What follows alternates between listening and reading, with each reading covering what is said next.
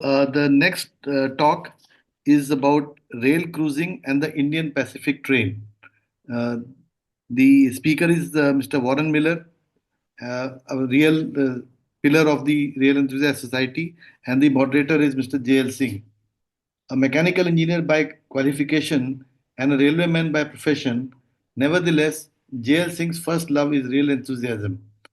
Having spent a lifetime in the railways, he has now retired from active service, but not from the railway world.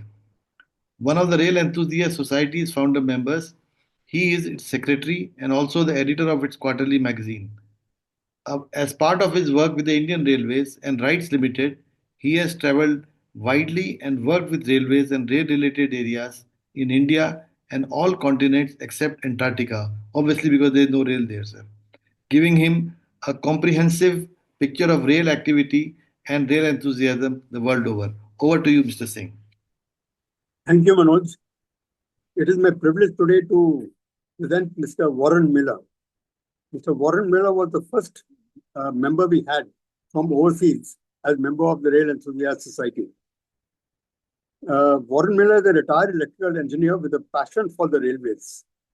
During his career in international standards development, he traveled widely in the railways in Australia, Europe, South Africa, and in India. He has written several articles on rail travel. His hobbies include making models, particularly of Indian railway trains. In fact, he wrote one article in our magazine where he told us how he got, say, models from elsewhere and converted them to look like models from India, of Indian stock, like, say, Indian locomotives. So he is very active. He is one of the few people who has done the full circuit in the Delhi Ring Railway. I'm sure very few people in India have done it. That do the full circuit, full round of the Delhi Ring Railway in Delhi. He has done it and also wrote an article on it in our magazine. He must have written at least 6 or 7 articles in the Rail Enthusiast Society magazine and is otherwise also a regular in our monthly talks and also in our annual seminars that conferences that we're having now. So he's going to talk to us today about the Trans-Australian train, the train that starts from the Pacific Ocean and comes as far as the Indian Ocean. So it will be an interesting talk to hear. So over to you, Warren. Oh, thank you very much for those kind words, JL, and thank you to the Rail Enthusiast Society for the opportunity to make this presentation. I'll be talking about rail cruising and the Australian Indian Pacific train. The two subjects are connected, but I think I'd look at a bit of history of how rail cruising and luxury trains that actually provide a holiday commenced. This was a fairly recent development because you could say that for 200 years, railways have done only one thing, that what they were created for, provided transport, moving people and goods from one place to another place. What they do now, as has been explained by Mr. Himalayan, is provide a holiday destination whereby you can take a holiday on a train and see a lot as you go along. So I would call that rail cruising. But I'll try and define the subject a bit more fully. So if I may share my screen. Good. It seems to be working. Okay. Okay, I'll go to the PowerPoint.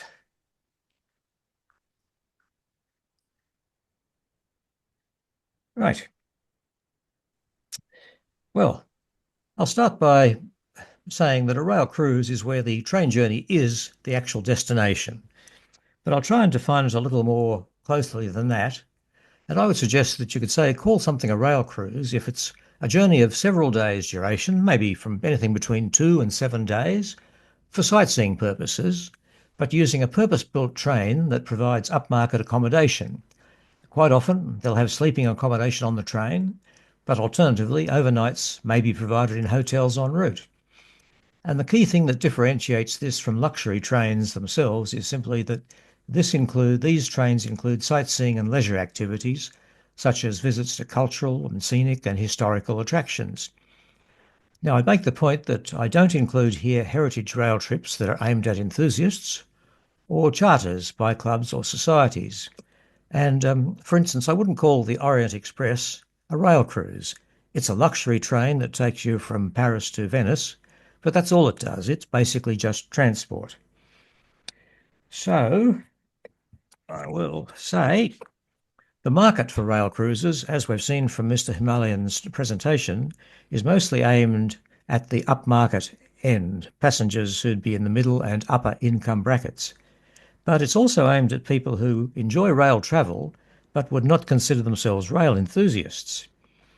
I'd like to have a look at some of the origins of this, and certainly rail cruising perhaps owes some origins to river and ocean cruising, because the shipping companies that developed their business of ocean cruises in the first half of the 20th century to get greater utilisation from their ships away from the peak seasons for transocean travel. And the cruise industry today is gigantic, just like their ships. But the nature of rail transport imposes some constraints that are different from ship cruising, and the concept took some time to emerge and develop in the railway industry. So I'll look at a couple of early examples. I'll start with 1933 in Britain, and one of the earliest things that you'd call a rail cruise was created by the British London and North Eastern Railway, one of the private railway operators in Britain before the war. They created a train called the Northern Belle, which provided a one-week tour from London up to Scotland and around the sights of Scotland. It was not a very ambitious effort because it only operated in midsummer in June, and each season it only made 4 trips. So they were not sort of trying too hard. They wanted to see how the market would develop. But it was enjoyable. The passengers were accommodated in comfortable sleeping carriages, and each compartment had hot or cold water, but the showers were at the end of the carriage. The train carried only 60 passengers, and it included sightseeing visits off the train, going to the castles, Scottish locks, scenic areas, all sorts of things. Most meals were taken on the train, and happily in Scotland the distances they had to travel were short, so it was possible to do most of the travelling in the daytime and stable the train in a quiet station overnight so passengers could get a good sleep. However, with the advent of World War II in 1939, the train obviously terminated, and after the war it never returned in Britain because of all the disruptions then. However, it was quite a successful, if limited, effort, and it set the model for later rail cruising. But lastly, here's a picture of the train with 2 locomotives heading through the Scottish Highlands. I'd also make the point too that rail cruises can be of 2 general sorts. One that's originated within the travel industry and developed with the help of railways, and another which originates from within the rail industry themselves. They usually end up with a similar product, but the different origins can be significant. Now, to look at a bit more history, I'm going to not tread on too much of the ground from Mr. Himalayan, but I'd like to have a very quick look at the early days of the palace on wheels. And it's a long while ago. I gather it started in 1981. That's the best information I can find. And here's a picture of the original itinerary around Rajasthan, which was very attractive. And of course, one of the YP locomotives that hauled it over part of its journey. The name of the Palace of Wheels is very widely known, and of course it continues to this day. But if you ask any traveller about a luxury train in India, the first thing they'll say is, oh, the Palace on Wheels. So it certainly made an impact. Now, this was a train that had the original idea of bringing together the various carriages used by the Maharajas and princes of the independent princely states between the years 1889 and 1937. It was indeed luxurious, but there were limitations due to the rolling stock. They were meter gauge coaches, and they were not air-conditioned, and they were not corridor connected. Now, the rail cruise took in the sights of Rajasthan. It included 2 dining cars, with each car having 2 sittings for the meal. Okay. Now, I don't have any records of how the Maharaja's carriages were fitted out, and this illustration simply shows the Indian Railways tourist cars, which were not luxurious, but they give an idea of the kind of fit-out that would have been done for the Maharajas, only with a much more luxurious decoration and comfort. And as you'll see, they have individual saloons, dining rooms, bathrooms, but they're not connected to the adjacent carriages, So once you're on the train, you don't see your fellow travellers until the train stops to have a meal and everyone goes to the dining car. Also, this had some problems for maintenance because when the train was in the off-season, there was quite a fair bit of work needed on the carriages to keep them safe and railworthy, given that some of them were over 90 years old. So these are a couple of photos of what I understand to be the interiors of the original Maharaja's express carriages, and they're very different from what you'd find on the Maharaja's Express today. You can see they've got, in each case, two beds, each of which has a fold-down bunk above it, and being meter gauge, they're comfortable but not very spacious. So this clearly pointed the way to do something better, and Indian Railways decided to build a new palace on wheels, and this was also meter gauge, but using modern stock, but fitted out in a heritage style. But it didn't have a long life because the unigauge project and the progressive removal of meter gauge track meant that its field of operation was fairly small. So the original Maharaja's Express carriages, or at least three of them, were shunted off to the Delhi Railway Museum, which is rather sad. They were parked at the front of the museum behind a small tank locomotive, and there was a sign there saying, "Site for Heritage Restaurant." Well, in fact, the Heritage Restaurant never happened, and the carriages sat there for 20 years, exposed to the weather with no maintenance. And you can imagine they didn't handle that very well. So I think they've been taken away now, but that was a project that didn't come off, and it was a little bit of a sad end to some of the original Maharaja's Express carriages. However, the Palace on Wheels set the scene for future developments, and Indian Railways developments that we heard about from the previous speaker included many fantastic trains like the Deccan Odyssey, the Golden Chariot, the Maharaja's Express, all offering a good 7 days tour. And the Maharaja's Express makes a very interesting contrast to the original Palace on Wheels.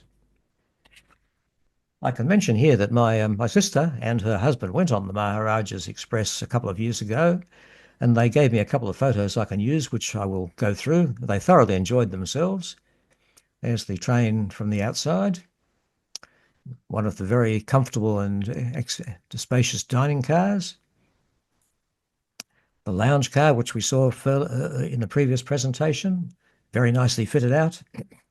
And most importantly, the kitchen car, which is really a model of good design. It gives the crew plenty of space to work. They've got all the equipment they need to produce a wide range of excellent meals. And to make a comparison, I will show a picture of a kitchen car on an older Indian Railways pantry car.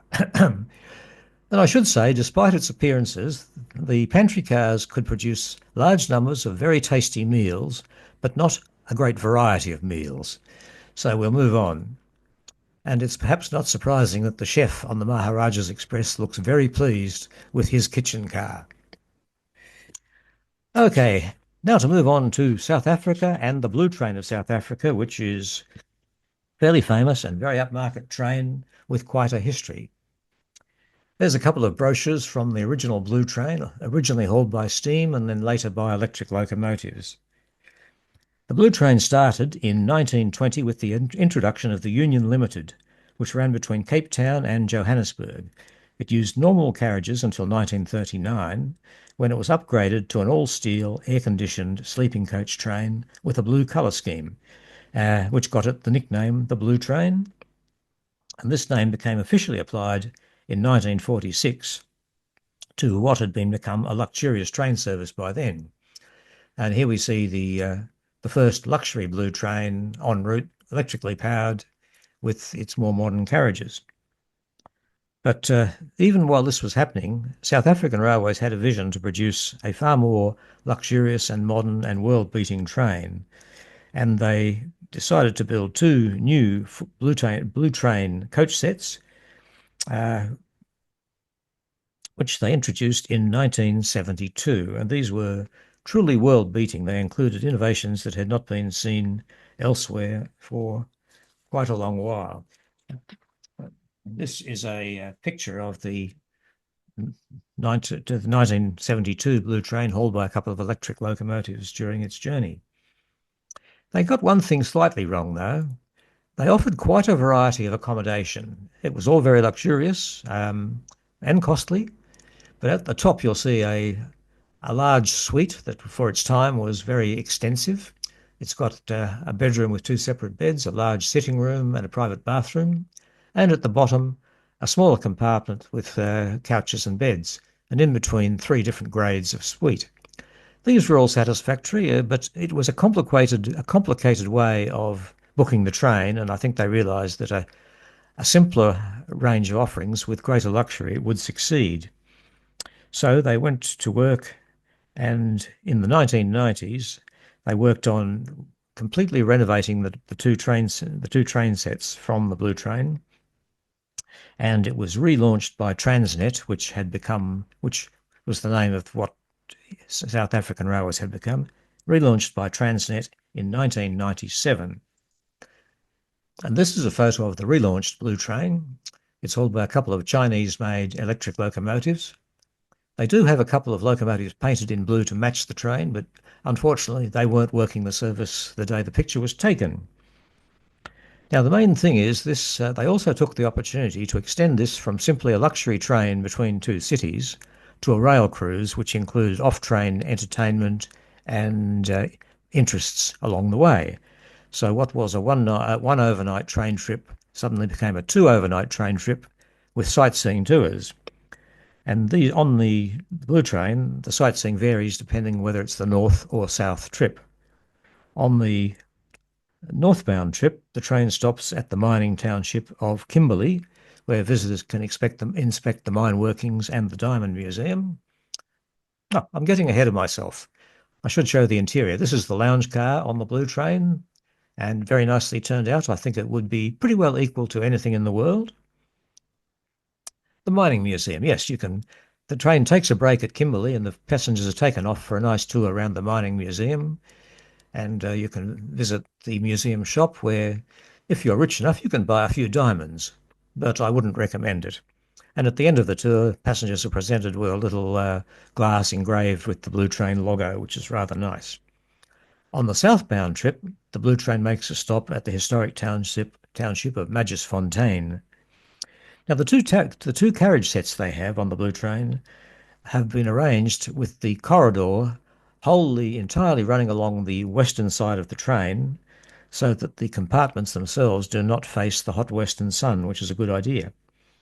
And also the glass in the windows is covered with a thinly diffused layer of gold to deflect the heat and the glare. It's quite a train. Moving on from that, I'm going to go to Sri Lanka and I'll look at a different type of rail cruise. And this one is what I would call a travel industry product, in that it originated in the travel industry primarily rather than the railways. The train is the Viceroy Special.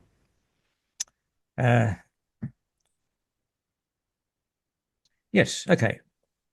This train originated from a meeting between a British travel agent, Mr. Cliff Jones, and a Sri Lanka travel business owner, Mr. Hemasiri Fernando, in 1984. And at that time, tourism in Sri Lanka was very limited because of civil unrest. They were moving into virtually a civil war. But both men were keen rail and steam enthusiasts, and they developed a proposal for a Sri Lankan heritage tour train, which they pursued with the Ceylon Tourist Board and the management of Sri Lanka Railways. And over a period, the project was persistently pushed forward with strong support from the government, although no government finance could be given. In fact, much of the finance came from Mr. Fernando's business, JL Tours. And in 1986, the Viceroy Special was inaugurated, even though at that stage there still was civil unrest in the country and tourism was limited in the early years. But the train operated sporadically as charters, and it's worked quite well.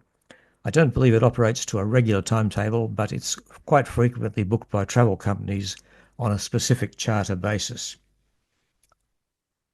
Here's a shot of the Viceroy Special on the Nine Arch Viaduct in the Sri Lanka highlands. The coaches they use are regular Sri Lanka railway vehicles, but they have been fitted inside with heritage woodwork and traditional fittings, which makes them rather comfortable. Here you can see lunch being served in a fairly spacious and comfortable car. So it's an attractive train, although it wouldn't perhaps quite measure up to some of the top of the end Indian trains. So it's a very comfortable train, even if it doesn't offer the extreme luxury of some cruise trains. The overnights are taken in hotels, and this is a picture of the Grand Hotel at Nur Elia. And sightseeing is included. Visitors are taken off the train to visit Sigiriya, and this is Lion Rock, which is an ancient site. And of course, you can go to visit the elephants at the Elephant Sanctuary, which is always popular. Now, the good news is Mr. Fernando, the Sri Lankan tour operator who was largely responsible, also kept a good record of the work in creating this train, and he published a very interesting book on the subject in 2013, which is still available. Now, but not every tour train that is created is a success, and I'm now sadly going to talk about one that was a failure, and it was in Australia. You probably have not heard of the Great South Pacific Express, which was a pity because it was a very nice train.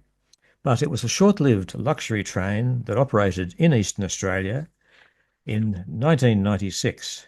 Okay, in 1996, Queensland Railways, it's a state rail operator in the state of Queensland, they entered a joint 90-10 joint venture with Orient Express Hotels to operate a luxury train along the east coast of Australia.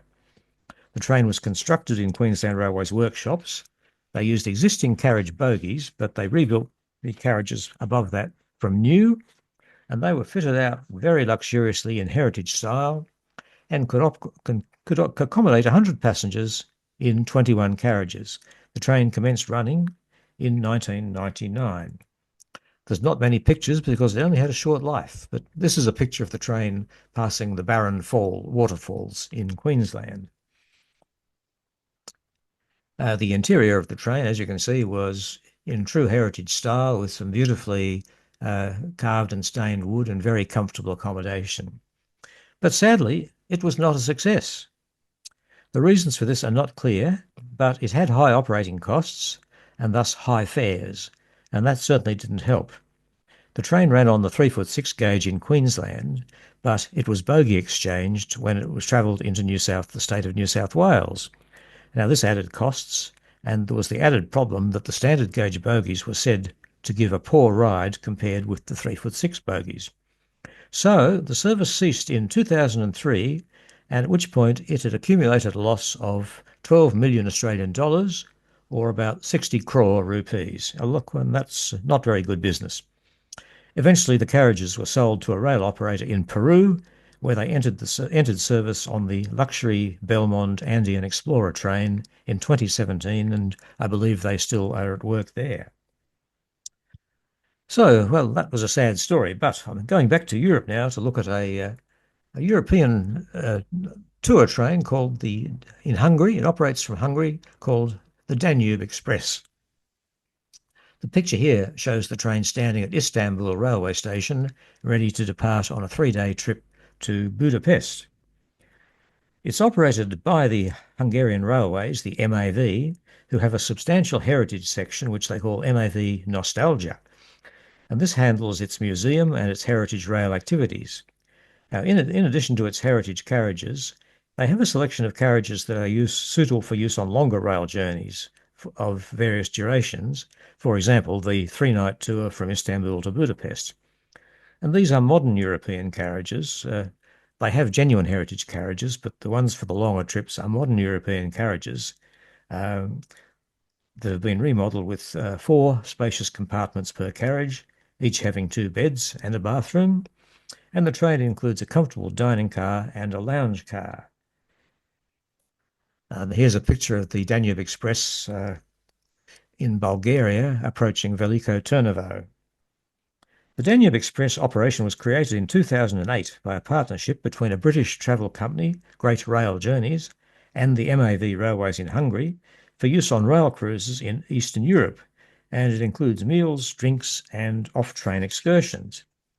In 2014, the business was taken over by Golden Eagle Luxury Trains, but that continued with some of the same staff operating it. And the train reappeared in 2015 for various trips to different destinations in Eastern Europe. Again, the compartments are very nicely fitted out, and here's a view. It's taken from the bathroom, looking into the sitting room of the compartment. What's next? They have a very nice lounge car, which of course includes a piano and a competent pianist to play relaxing music. Very tastefully furnished. But it doesn't claim to be a heritage train. It's purely a train with high luxury and a good itinerary for sightseeing. It's primarily used for longer trips, while the MAV Nostalgia offers shorter trips in its heritage coaches. The Golden Eagle, the Golden, oh sorry, the Danube Express Golden Eagle train can access many European tourist attractions, and a journey may cover several countries, including Austria, Bulgaria, Hungary, Romania, etc. And you see things like skilled horsemanship displays, and you can even visit Dracula's castle if you like that sort of thing. And at the end of the trip, if it ends up in Budapest, the passengers are welcomed with a reception in the royal waiting room at Budapest station, which is a great way to finish the trip. Staying in Europe, I'll have a short look at a rather interesting train that operates in Austria. It's not a long distance train. It's usually a train that operates as an adjunct to tourism on river cruising or perhaps even coach touring. It's run by Austrian Railways and it's called the Majestic Imperator. The carriages are modern, as you might expect, but they've been decorated to represent a train that would have been used by Austrian royalty, like the Archduke Ferdinand. And the name, Majestic Imperator, is an arbitrary choice. Imperator is a word that derives from Roman times, and it means a victorious general or a ruler. And similarly, you get words like imperial and that flow from it.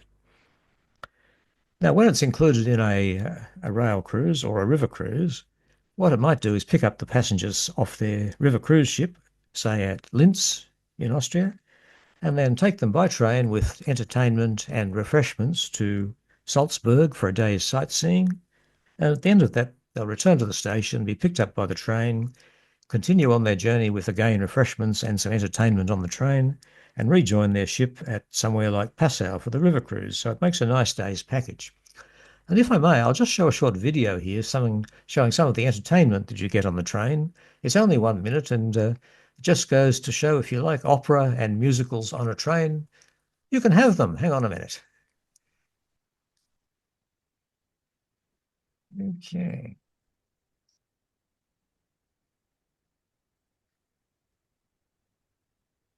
Oops, sorry. I hit the wrong button.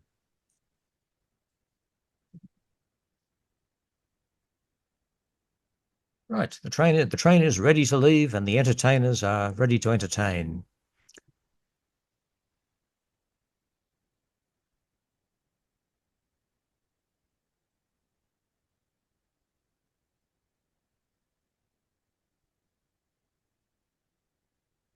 Warren, is this without sound?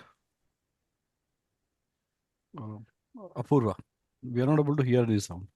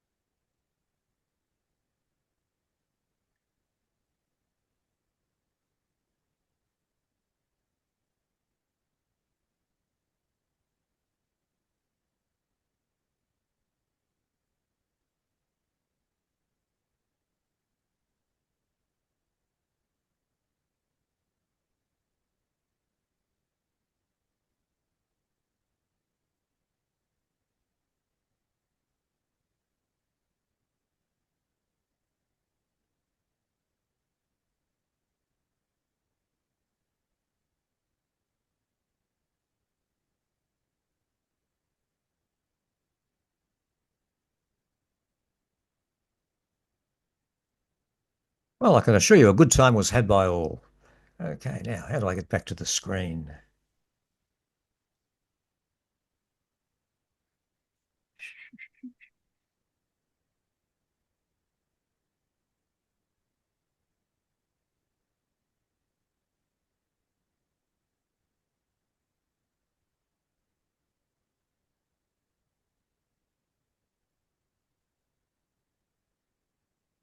I simply have to get back to my PowerPoint presentation. If this is a Windows, if this is a Windows machine, just do Windows D. I'll stop sharing and start sharing again. Hang on. Right. That should help. No, it doesn't. Right click. Okay. Alt F4. Just drag it out. I mean, Good. Okay, we're there. Yeah. Right, I'll move on from that one, but I assure you that the entertainment during the train was quite different. You don't see that everywhere, and very nice. A little bit of opera, some musicals, and everybody was happy. Right, next one. Oh, goodness me, we're actually now arriving at the Indian Pacific. I'll be talking about the Indian Pacific, which crosses Australia from the Indian Ocean to the Pacific Ocean and back. It's a cruise train of the very best type. It's recently been extended from 3 nights till 4. Excuse me. But I should first explain a bit of a history as to why it took until 1970 for Australia to have a standard gauge railway line going from east to west. And the history is that when European settlers first came to Australia, they all sort of settled down in the places that provided the best seaports, and out of those grew individual colonies of Great Britain at the time. So the map there shows the Australian colonies as they were and the states as they are now. In the year 1898, which was 2 years before they federated and became the Federation of Australia with a national government. But you can see there isn't much railway there. In the east, you've got some narrow gauge lines coming in from Perth to Kalgoorlie for the mining area. Sorry, in the west. In the east, you've got a standard gauge line from Sydney going into the inner lands to Condobolin. And in South Australia, some mixed gauge line going to the mining town of Broken Hill. When it was proposed that the Australian colonies should become federated and become one nation with a Commonwealth government, everybody agreed to that, but the large state of Western Australia was a long way from the eastern states, and it said, well, we don't mind joining a federation provided we get a railway link. And, of course, everybody agreed to that. So federation happened 2 years after this map shows in 1900, and there was quite a gap to be built to get an east-west railway line built. Now, as always, money was scarce, so they said, we're not going to build a new line east-west, we will build a line to join the existing lines, which were already of different gauges. So the new Commonwealth government said, we'll build the line across to link the rails, and we'll build it to standard gauge, because that will be the future solution for a trans-Australian railway. Now, I just better check my PowerPoints and see what comes next. Yes. Right, well.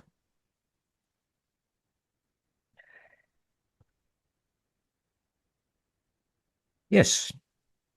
Well, this involved building a new line from the existing railhead at Kalgoorlie over to Port Augusta in South Australia, across a good proportion of desert. The new railway would need to be cross 1,691 kilometres of arid desert across the Nullarbor Plain. And of this section, as it turned out, 487 kilometres were built dead straight.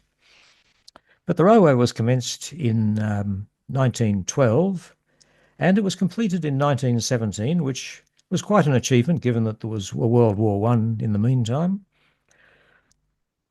But, of course, it was a standard gauge line, so that you could certainly travel now from east to west and vice versa, but you had a couple of gauge changes to different trains along the way, which was not convenient nor attractive. The trains were reasonably comfortable, but the trip was quite arduous. It was before air conditioning was common, and steam haulage was in service initially. So I'll just have a look at the history of the... Oh, sorry. This gives you an idea of the line across the Australian desert. It just goes straight off to the horizon and then disappears. Here you can see a General Motors diesel haul train popping up over the horizon with a freight train as it approaches. Okay. Now, to look at a little bit of the history of the trains that ran on this and that ultimately led to the formation of the Indian Pacific train.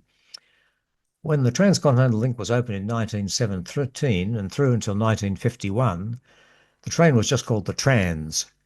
It was steam-hauled, it was not air-conditioned. The Trans itself ran on the standard gauge from Kalgoorlie to Port Augusta, and it was operated by the Commonwealth Railways, which was the railway run by the national government. In 1951, steam haulage was done away with, and from 1951 to 1970, it was the Trans-Australian Express, diesel-hauled, and it used a German-built fleet of air-conditioned carriages. Ran from Kalgoorlie to Port Augusta. Again, the operator was Commonwealth Railways. Now, by this stage, they'd committed to trying to remove the non-standard gauge track at either end. That was undertaken, but it wasn't until 1970 that the standard gauge track was connected at both ends, and you could travel east to west on a single train. So in 1970, what came to be called the Indian Pacific train was inaugurated. It was diesel-hauled using Australian-built air-conditioned carriages. It ran through from Sydney to Perth and Perth to Sydney, and operated by the Commonwealth Railways, which subsequently became the Railways of Australia. Now, in 1997, things were changing. Air travel was making big inroads into rail transport. Air travel was getting cheaper. Rail transport wasn't. Some governments were deciding to privatise some of their assets, including different aspects of the railway. So it was realised that the Indian Pacific, as it was then being operated, just as a train from one side of the country to another, which took 3 days, 2 nights, no longer had much of a future. So in 1997, the train was sold to a consortium called Great Southern Rail, who took the decision to upgrade the train to a rail cruise with enhanced dining options and off-train sightseeing, and of course, a longer journey. And in this new form, it's been very successful and has gone through several changes of ownership, but it's now owned by a travel group called Journey Beyond. I'll just jump back a bit, though, and show you some of the olden ones. This was the Trans train in the early days of steam, seen at one of the refuelling stations in the desert. Operating the train was quite expensive because water and coal were not available for many hundred miles across the desert and, of course, had to be shipped in and stored for the service. The train was not air-conditioned, although it did have a lounge car with the inevitable piano, and I think passengers made the best of it, but it was still not a great comfortable trip, and of course, at the end of it, you had to get out and change into a different train to continue your journey.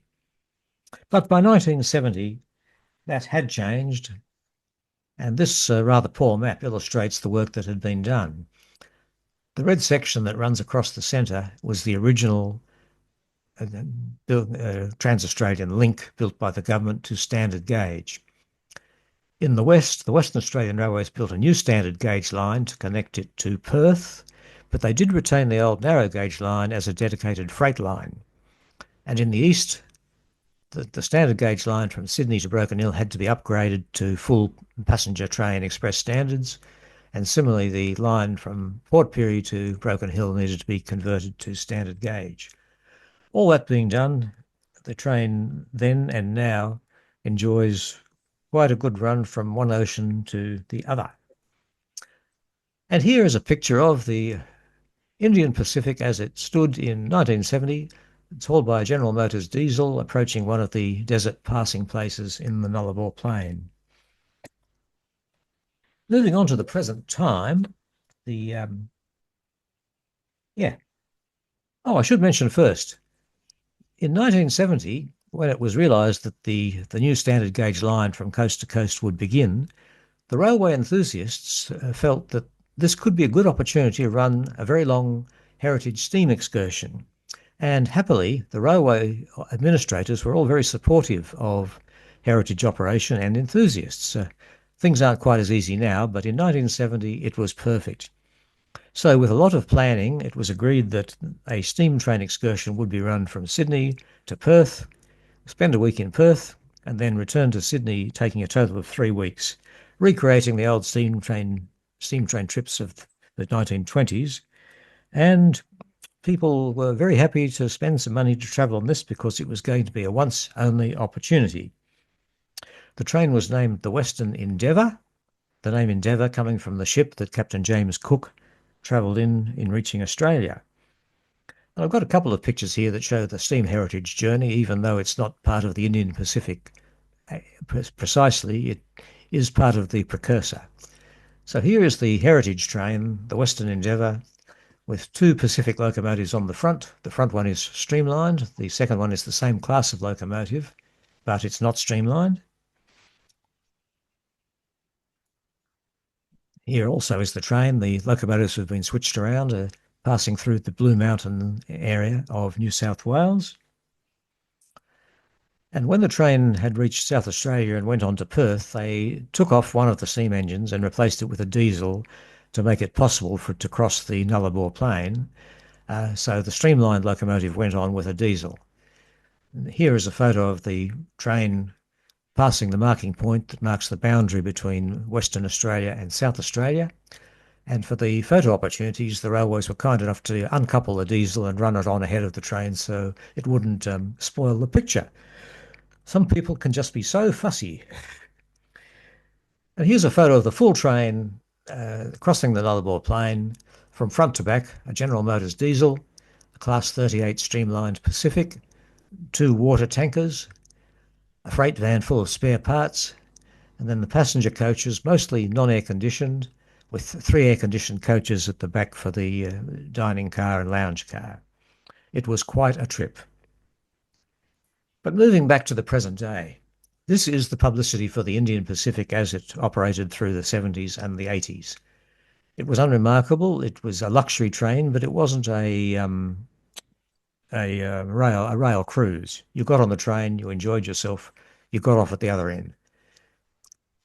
And the publicity simply emphasised the comfort, the nice meals, the lounge car with the piano, but essentially it was a losing battle against air travel and things like that, and hence the transformation from an ordinary train into a rail cruise. These pictures show the Indian Pacific standing at Sydney's terminal station at Central, and the lower picture shows it picking up the staff at one of the Western Australian country stations in the desert. And of course, it wouldn't be the same without a look at the lounge car and the piano. It had to have one.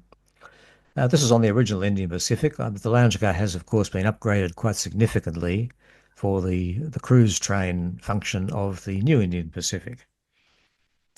So, on the present journey, if you join the Indian Pacific, different sightseeing activities are provided on the eastbound and the westbound journeys because of timetabling and time zone differences. And of course, remember that there are 2 hours time difference between Sydney and Perth.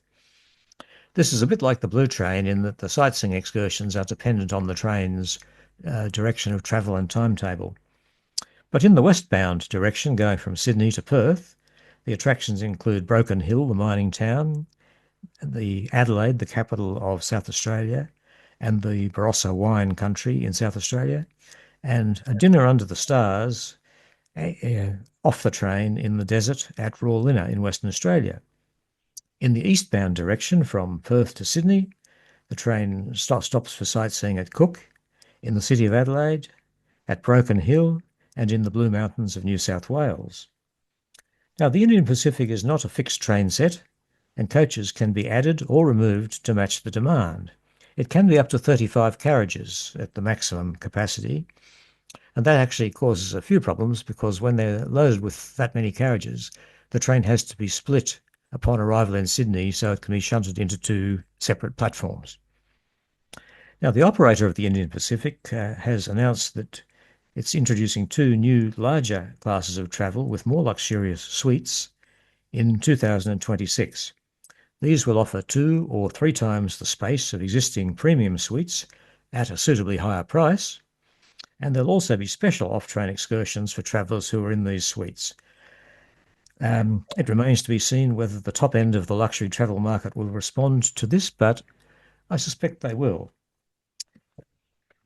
Now, just another couple of looks and we are moving towards the end.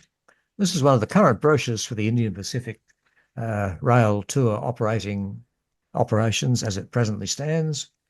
It gives you an idea, on this case for Sydney to Perth, of the sightseeing along the day, sightseeing along the way, with a few nice photos. The publicity photos are often taken from drone cameras, which makes for great photos, but it's probably a bit misleading in that you don't really get this view from within the train itself, but I shouldn't say that. But before I move on, I'm going to show two short bits of video, and I assure you they are short. There's two scenes here. They both have one thing in common. They start with a very nice bit of film of a heritage steam train passing, after which the Indian Pacific runs past. And in the second one, you may note at the very end of the Indian Pacific, it carries a motor vehicle carrier, so that passengers, or at least some of them, can take their car with them across the continent if they wish to. So I'll now go to some attractive video, excuse me, and get the right video this time.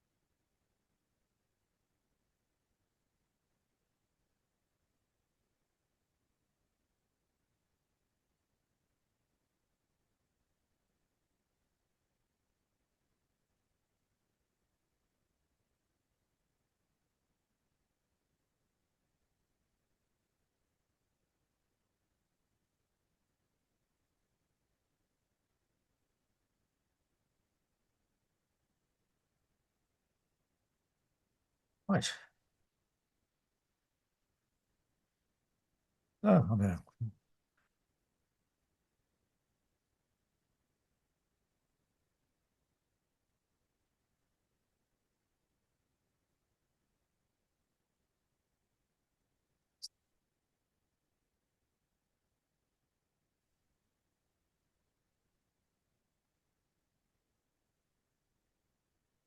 Right, we're nearly at the end of the journey. And the last photograph of the Indian Pacific, and it's a nice one. It shows it approaching Sydney through the Blue Mountains to the west of the city. Again, I'd criticise this in the sense that it's a wonderful photo of the mountains, but perhaps it's not what you'd actually see from the train. However, my very last slide will show you one of the most attractive features of the train, and that's one of the off-train activities. And what they do in the Central Australian desert, they stop at the little desert town. It's not a town, it's just a station of Rawlinna, where you are hundreds of miles from the nearest city or light. The stars are clear and bright. You always get a guaranteed view of the sky. The passengers get off the train and have a rather nice lunch outside the train. They're served by the train staff. This is an extremely successful activity. Everyone enjoys it, and it's also very simple and not overly expensive to arrange. And you can see there, it's a really wonderful evening. Anyway, that brings me to the end of this fairly superficial look at the Indian Pacific. I hope you've enjoyed it. And now I might take any questions or comments if you like. Thanks. Thank you very much, Warren. It was a real pleasant journey, not just through Australia, but right around the world. You took us to Europe, to Austria, to Hungary. You took us to South Africa. You brought us to India. And of course, you covered Sri Lanka and Australia. It was a good, comprehensive journey of cruise trains around the world. Perhaps the only area you did not cover was South America. I don't think North America has any cruise trains. I'm not sure. But South America does. Anyway, it was an extremely good talk, very educative, and obviously you did a lot of homework. Thank you. So now there aren't any questions as such, but there are a number of comments. I will read you some of them. Mr. Sirish Paranpe writes, lovely presentation by Warren. It was so nice to hear someone from the same city as I, Sydney, provide such wonderful insights. Thank you. Then Aniket Sarkar writes, not for short journey, we need full steam operations. This was a reference to running of steam heritage trains. Mr. Atulya Sinha writes that it is not easy to provide steam trains nowadays. Apart from the difficulties of finding drawings, spares, experienced maintenance and crews, there are problems of cooling and watering on the route. Moreover, the air brakes of modern coaches are not compatible with the vacuum brakes almost all steam locomotives have. So this problem is there. In fact, the steam heritage run that we have had in India, we normally carry an extra coach with a compressor which provides the air for the air brakes. So because the steam locos did not have any air brakes, so we have an extra coach with a compressor and with a separate air system which will run on the train. Then another comment is that thank you for sharing insightful knowledge of trains around the world. Then Sirish Paranpi again he says a non-railway train snippet. He says the well-known company BHP takes its name from Broken Hill, the mining town mentioned by Warren. Proprietary, hence BHP.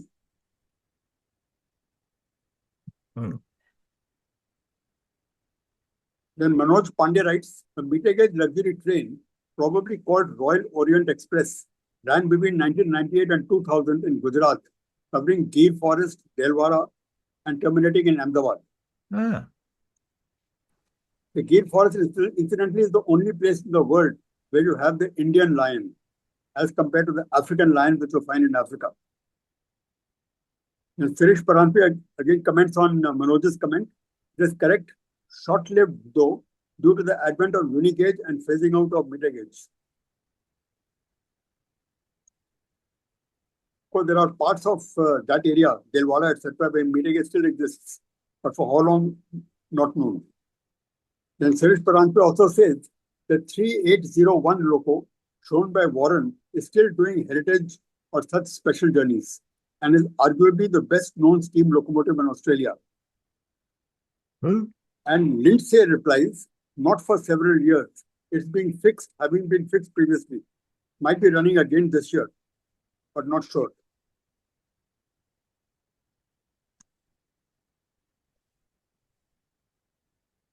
So there is no real question. They're basically only comments. That's but fine. I have one or two questions. You've shown a piano in many of these luxury trains. Do these trains also have a pianist, or are the passengers expected to play the piano? I think in Australia it's up to the passengers, but the one in the to Danube Express, they did provide, the pianist was included in the fare. Okay. And what would be the fare from Sydney to Perth by this train? Oh, I can't give you. Don't have it at my fingertips. Like the Indian upmarket trains, it's actually quite a pricey exercise now. Um, I think it's about yeah, 4,000 Australian dollars. Okay. That would be correct. Yeah, that's a lot less than US dollars. And does this train run full, or is there what's the occupancy like? I don't have the loadings, but from my own loading and unloading at Central Station, it looks like it's pretty full. And Because when, you can also judge that from the number of carriages they've put on. when we compare Australia to India, one of the biggest differences is the number of people per square kilometer. Oh, As yes, the Indian yes, Railways keeps claiming that we carry the whole of Australia on trains every day. yes. The latest figure, in fact, was 30 million people on Indian trains.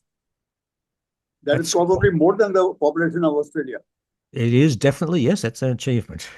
Long back, I remember reading an article of a train that ran between Adelaide and Perth, and it was called the coffee and tea train. Oh, yes. Does it still run? Well, yes and no. The publicity people like to say it does, but in fact, that is the north-south train that used to go from Adelaide to Alice Springs and then now goes on to Darwin. And it Okay. used to take supplies for the workers along the way. And it still does, but not in quite the same. It's not quite as necessary as it used to be. Hmm. Oh, sorry, somebody has commented, no, it doesn't run anymore. Yeah.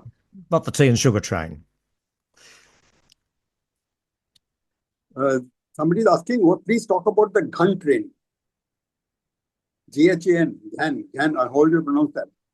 Sorry, what was the comment? Please also talk about the Ghan train, Ghan, or Ghan train. Again. Yeah. Oh, well, I won't talk for long, but yeah, that is basically operated by the same travel group, and it's very like the Indian Pacific. It's a cruise train in the sense that they have some off-train excursions. It travels from Adelaide through the northward through the centre of Australia to Alice Springs and on to Darwin. The last section from Alice Springs to Darwin was only completed about 20 years ago. So that is also something that was a fairly late arrival on the scene. Yeah, it's popular too, yes. When did the first train run in Australia? About a year after the first train in India. A year after. Yes, the Quite year close. after. Okay. Okay. One thought that I had was almost all these cruise trains and all these luxury trains are real luxury trains. They're catering to the super rich. Wouldn't it be better to have slightly less luxury and have a larger clientele? Oh, entirely. In fact, I think that's been, in a sense, that's been the success of the Viceroy Special in Sri Lanka. It's not super luxurious, but it's very nice, and it's not super expensive. So, yeah. Anyway, Warren, thank you very much. We Oh, can thank you always very rely much, on you to JL. give a good talk and cover a lot of ground. Thanks a lot. Hope to see you in next year's conference again. We hope so. Thanks a lot. Thank you. And thank you once again for giving an excellent talk.